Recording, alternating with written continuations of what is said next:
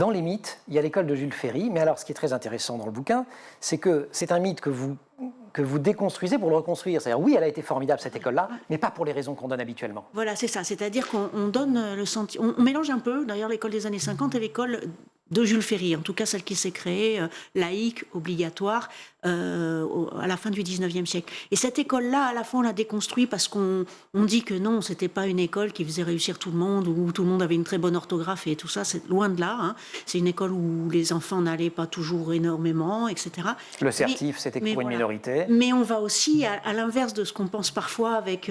on pense qu'il y a eu... qu'ils étaient sévères, qu'il y avait les blues, enfin les uniformes, etc. Alors non, c'était une école... Très encourageante, qui était du côté de l'élève, en fait. Qui venait chercher les enfants parce que sinon, ils ne venaient pas. Et donc, il fallait leur donner envie. Et puis, il y a beaucoup de témoins qui nous ont dit, ça, donc ce pas des témoins de cette époque-là, mais après, qu'au début, quand même, notamment à l'école rurale, où le tirage d'oreille des instituteurs, il était quand même beaucoup moins dur que ce qui se passait à la ferme.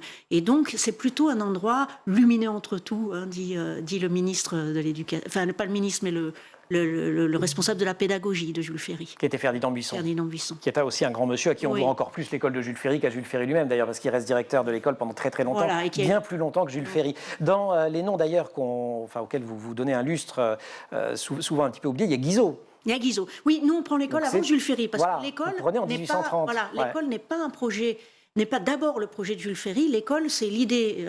vers 1830, en effet, qu'il y a tellement de révoltes que l'État se dit faut discipliner les Gavroches. Et donc, du coup, ils imposent à toutes les communes d'avoir une école.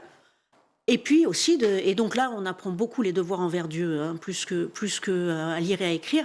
Mais ce qui est génial dans toute cette histoire de l'école, c'est que dès qu'on ouvre une petite porte, les gens la prennent pas comme l'État a pensé, mais beaucoup plus. Quand vous dites les gens, c'est en fait les personnes auxquelles l'école est destinée pour leurs enfants. Voilà, pour leurs enfants, voilà. Ils prennent plus. Et ce qu'on voit aujourd'hui toujours d'ailleurs, quand on dit on va avoir plus d'enfants au niveau du baccalauréat, tout le monde suit, classe moyenne, classe populaire, etc. Tout le monde y va. Il y a un désir d'école qui se crée tout de suite.